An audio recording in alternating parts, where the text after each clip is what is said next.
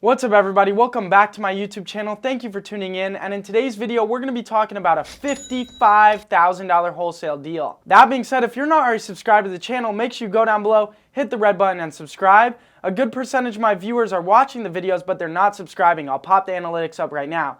And it really helps me reach more people and impact more lives if you go subscribe, so please go do so. Other than that, let's get right into the video.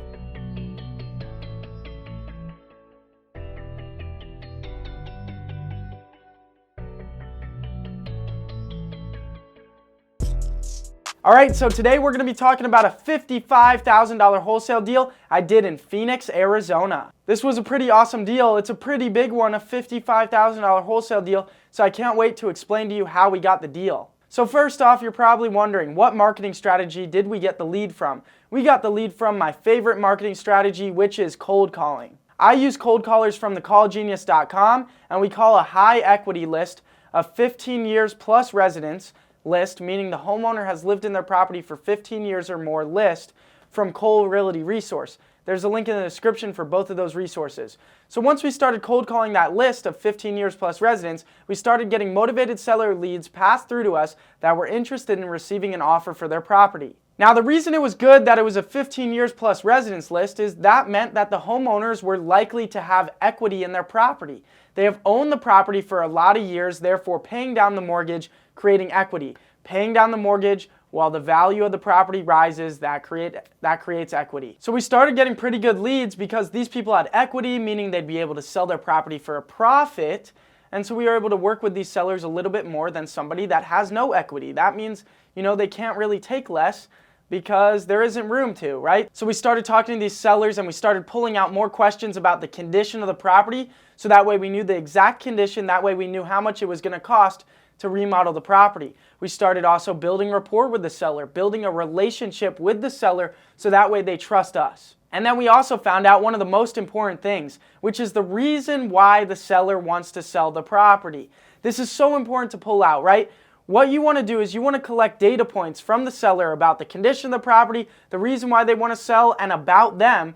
All these data points you want to collect, because then you're going to build a profile of this person and you are going to be able to use these data points to sell them better, negotiate better, and ultimately get a better deal. Collect these data points in order to adapt and specify your sales approach for this specific person and this specific situation. That is a huge sales tip right there, to collect those data points and then sell them on their own reasons, sell them on their own data points, sell them on their own motivated seller avatar. And that is how you will use logic to sell. You will use logic to close a sale, and you will be able to perform so much better with these sellers that you're able to figure out, because you will get the deals lower. So now that being said, let's talk about the reason they wanted to sell this property and the condition. So the property was pretty outdated, right? The situation with this property is they wanted to sell the property because the daughter we were actually on the phone with, and it was her mother's house. And the mother actually passed away and the property was going through probate. And the probate was almost done, so she was getting ready to find a buyer for the property. Now that being said, the mother just lived out her golden years in the property. There was no need to upgrade, remodel, or do anything like that. She bought the property and then lived in it the way it was for the rest of her years, and so the property was a little bit outdated. But that being said, it was in really good shape though. It didn't need a ton of work, like it was in livable condition, but it was outdated. It needed to be updated. It wasn't modern, it had the brown colors, the small tiles.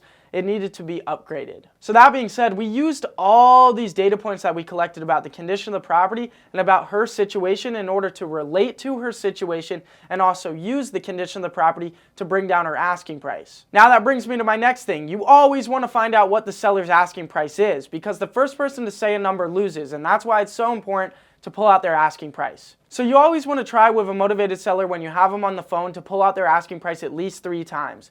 A lot of motivated sellers won't want to give you their asking price because they know that the first person to give a number loses. But that being said, we can use different tactics and techniques to continue to try to pull out that asking price. Different ways to pull out that asking price are, hey, how much money would you want for the property, right? That's the simple one. What ballpark number would you want to be around, okay? And then if they're not giving you an answer for those two, you can try this one. So after we pay off the mortgage, how much extra cash are you going to want in your pocket? And that kind of throws them off. And if they say $40,000 and then you find out the mortgage is $200,000, that means they want $240,000. So that is a great way to try to pull out their asking price. So at first, this seller wasn't wanting to give us her asking price, but we tried multiple times to pull out the asking price and we were finally able to do that. She wanted $320,000 for the property. Now this property was worth close to 410, 400, somewhere around the 400 range. That was the ARV of the property, the after repair value. You're probably wondering, how did I find out what the property was worth? I used PropStream to find comparable sales in the neighborhood that were like hers in order to find out what the property was worth. If you want a 7-day free trial on PropStream, there's a link down below in the description. So she wanted $320,000 and the property was worth right around $400,000.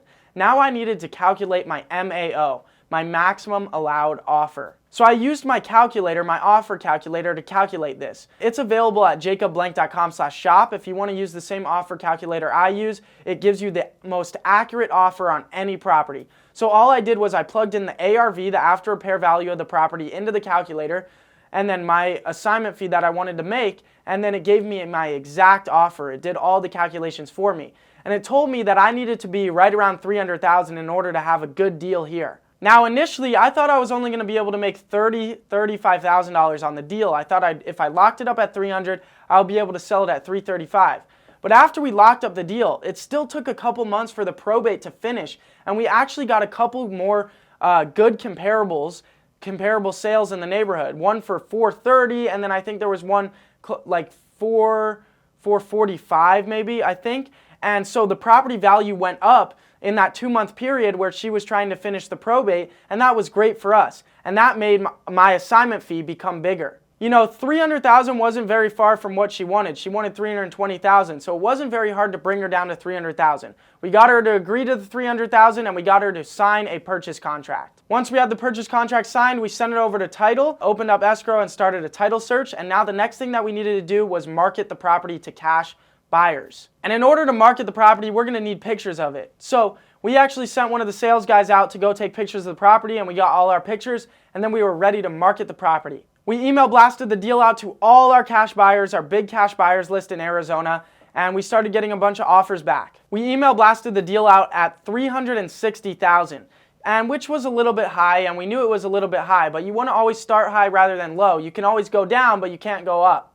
So we wanted to start at $360,000, and that was good because we started getting offers around $340,000, $345,000, $350,000. And we got that $350,000 offer, and I got that $350,000 offer cash buyer on the phone, and I pushed him up to $355,000, but he did want to walk through the property. So we scheduled a walkthrough, got him to walk through the property, and thank God, after the walkthrough, he was still firm at $355,000. I was very concerned that he was going to lower the price because the property was really outdated, but he stuck at his $355,000. We got him to sign an assignment contract, got him to deposit $5,000 earnest money. Remember guys, here's another tip. You always want to get at least $3,000 earnest money from a cash buyer. It needs to be non-refundable, and it needs to be deposited right away to title. So now that we had the assignment contract, we sent that to title, the buyer deposited his earnest money, and now we just went along the transaction process. The title was clear now, the probate was done, and it was a conveyable title. It was able to close, and about 2 weeks later, the property was ready to close. The buyer went in and signed closing docs, seller signed closing docs,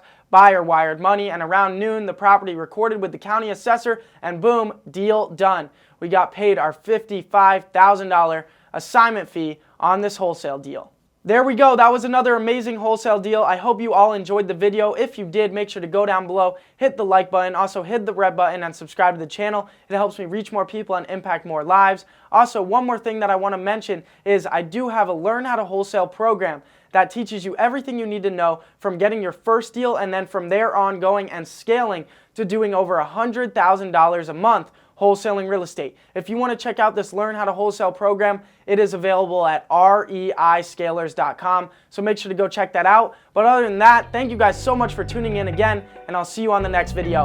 Peace.